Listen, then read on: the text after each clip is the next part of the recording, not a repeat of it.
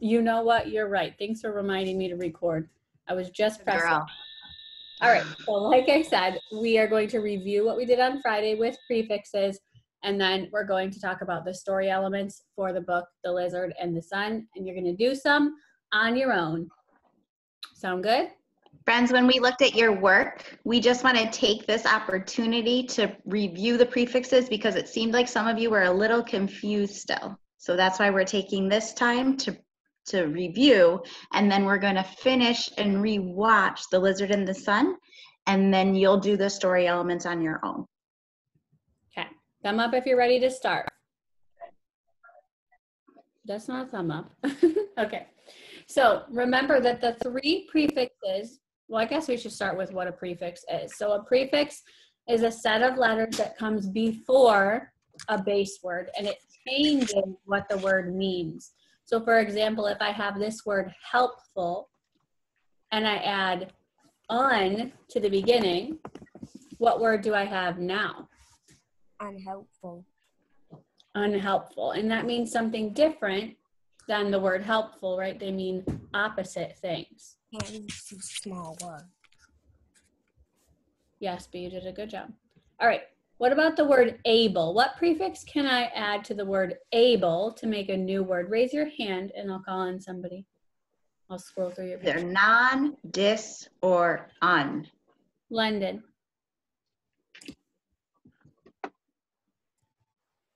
These pictures have in common. I can add non to able. I can add dis to able, or I can add un to able. Which one do you think I should add? Not able? No. No. Disable. Disable, sure. I could also add unable. Both of those make new words that mean something different than the base word, able. Okay? Do you think, Misty, should we continue reviewing prefixes or move on to our story? I'd say we move on to our story. I agree.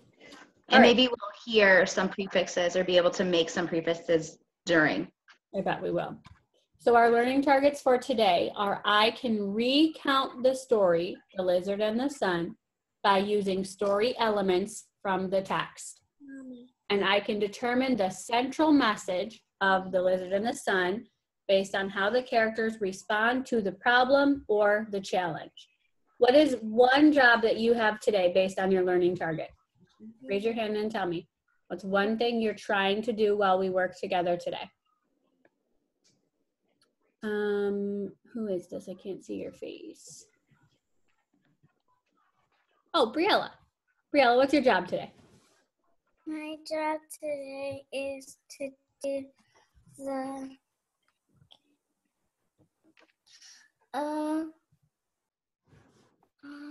today we're gonna be doing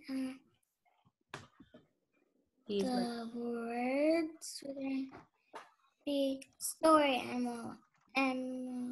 elements. Yeah, you're looking for the story elements. So the characters and the setting and the problem and the solution and all that. Thanks, Briella. And the other job that you have is to look for the central message in the story while we read. So what is the author trying to teach you about life or about something that you should learn?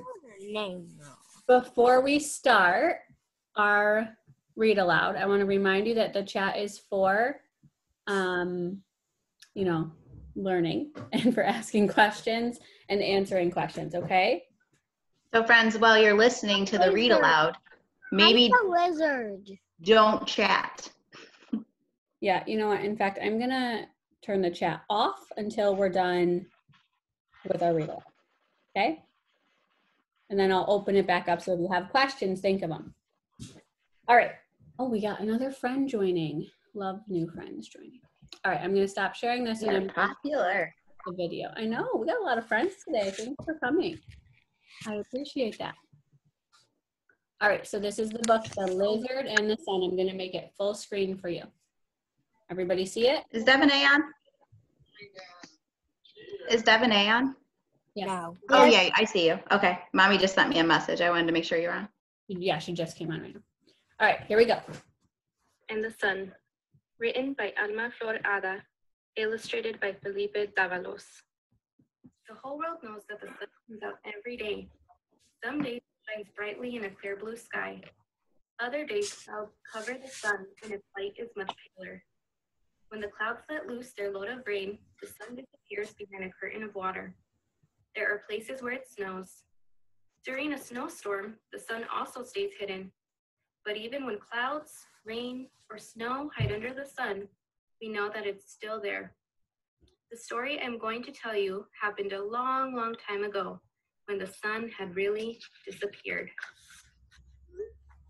It had been many days since the sun had come out. Everything was dark.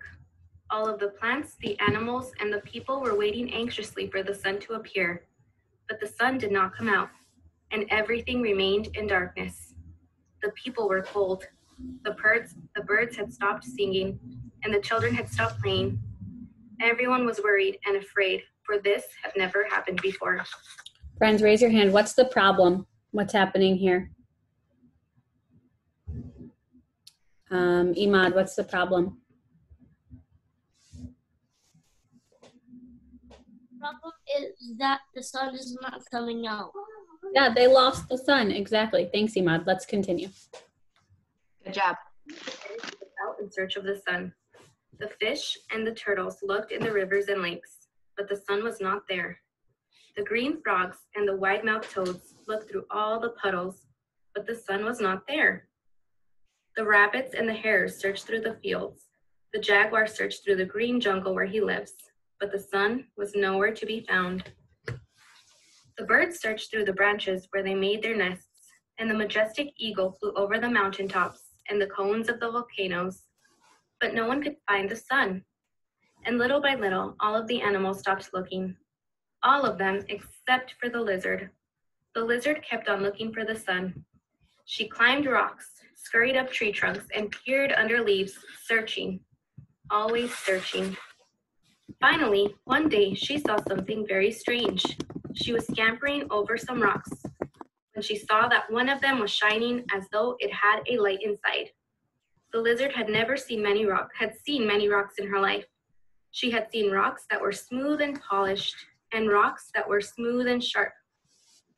She had seen shiny gray rocks and dual dark ones, but she had never seen a rock that shone as much as this one did. It shone so brightly that it seemed to glow. So with great excitement, the lizard ran off to the city to share her discovery. At last, the lizard reached the city. Even though there had... I'm pausing the video to say hello. If you're not focused on the story, make sure you get focused on the story, okay, friends? So you know what to say when we ask questions about the story elements. So I'm going to count. We can see you. We count down from 10, and then I want to make sure everybody's focused. Oh, okay, here we go. We're turning off your screen. Friend, I need you to be focused. No you can have your sunlight screen for off many if you days. want to, People but I had want you to kept on make sure you're working. watching the story. The barges floated softly in the waters of the lagoon, laden with fruits and flowers. In the enormous marketplace, the vendors had laid out their wares on beautiful woven blankets. The pyramids of fruits and vegetables looked like tiny copies of the great stone pyramids that loomed over the city. But without the sun's light, no one could see the brilliant colors of the peppers and tomatoes, the beautiful deep colors of the blankets and shawls. Instead, the flickering torches that lit the marketplace cast deep shadows. And instead of the cheerful bustle of people buying and selling and having a good time, there was low murmur of worried voices, wondering how long this endless night might last. What is the setting of this story? Where is it taking place? Daviana? The setting is taking place in a forest where animals live. Kind of, not exactly a forest. Where are they right now on this page? They're at like a mark. On the sea. Not on the sea. There. Let me read this part to you again. It says, instead of the cheerful bustle of people buying and selling and having a good time, So where's a place where people would be buying things and selling things? A store. Yeah, they're at like a market, right? They're in their village. Good job, Daviana. The lizard did not stop to look at the barges or at the market squares. She did not stop to look at the silent crowd that walked through the plaza. Instead, she headed straight for the grand palace and did not stop until she was in front of the throne. Here, by the dim light of the torches, the lizard saw the great emperor. He wore sandals made of gold and a tall crown made of beautiful feathers. "Sir, I have seen a rock which shone with a strange light," said the lizard. "Move the rock so you can see why it shines," ordered the emperor. What characters have you heard about in this story so far?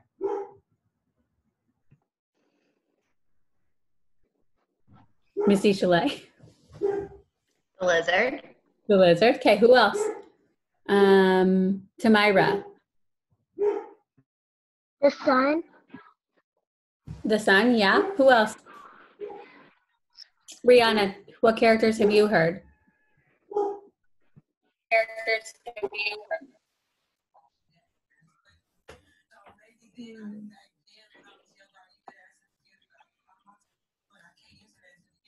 Who did the lizard go to talk to?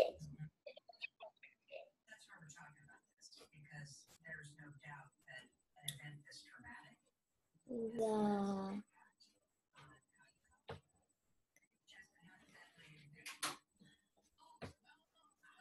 I'll go back a little bit.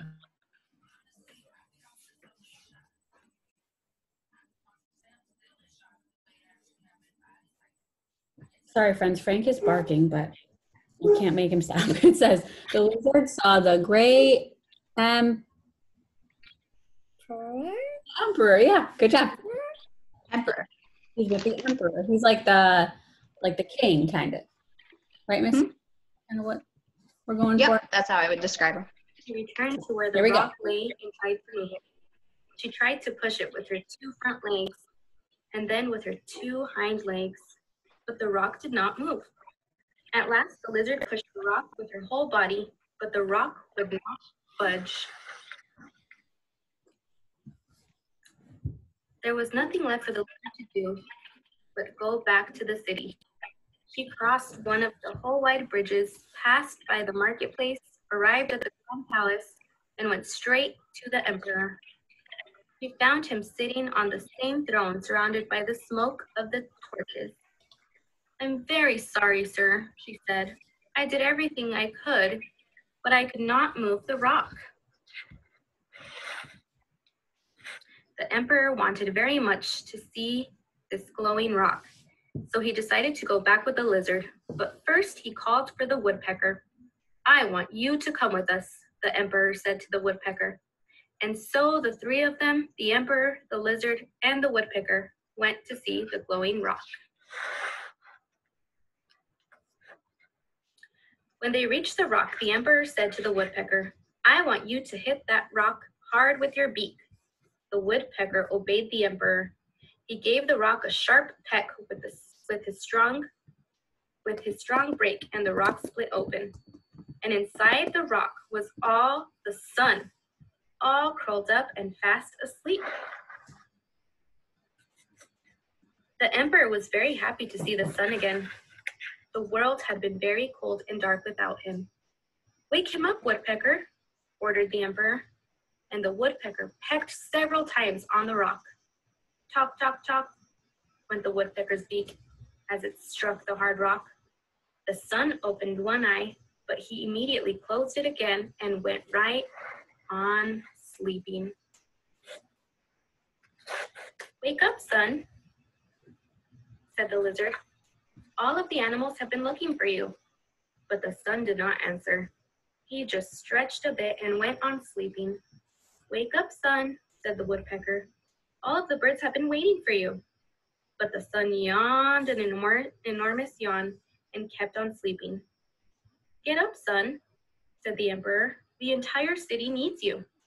But the sun just said, "Leave me in peace. I want to sleep." The emperor knew that he had to do something. Without the sun, the plants could not grow, and his people would not have any food to eat. Without the sun, the children could not go out to play, the birds could not come out to sing, and the flowers would not bloom. So the emperor said to the sun, "Wouldn't you like to see some beautiful dances? I will ask the finest musicians and dancers to play and dance for you. That will help you wake up." "Well, if you want me to wake up, ask them to start playing their liveliest music and to keep right on playing and dancing," answered the sun. So the emperor called for the finest dancers and musicians. The dancers, all adorned with beautiful feathers of many colors, danced in the plaza in front of the highest pyramid. The loud, joyful music played on, and the sun woke up, climbed to the highest point in the sky, and shone down over everyone, lighting the whole earth. The emperor called for the emerald-colored lizard. He put her on the palm of his hand and thanked her for having helped to find the sun.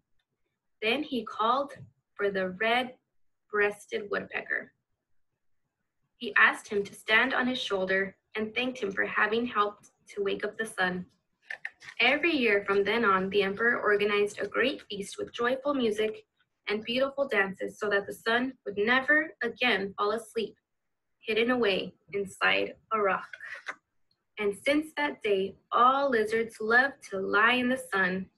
They like to remember the day when one of their own found the sun's hiding place and helped bring him back to give light and warmth to everyone. The end, friends. I love that book. All right, back to our questions. So I have 3 questions that I want to ask you. Well, we do. Here they are. The first one is, what characters help the lizard overcome her challenge? So who helps the lizard along the way? So there were some characters that didn't help. So who were the characters that did help her? Renee.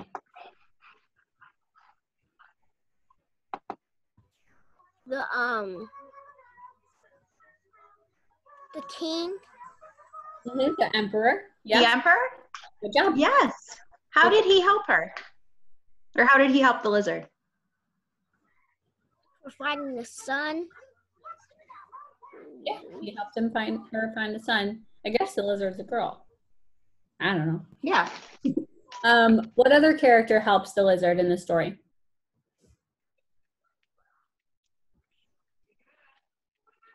Brandon? The woodpecker. The woodpecker. How did the woodpecker, what body part did the woodpecker use to help? The bee. Good job. My garage. Well, you warned about that. That's your mouth. What did the lizard do to show perseverance? Daviana?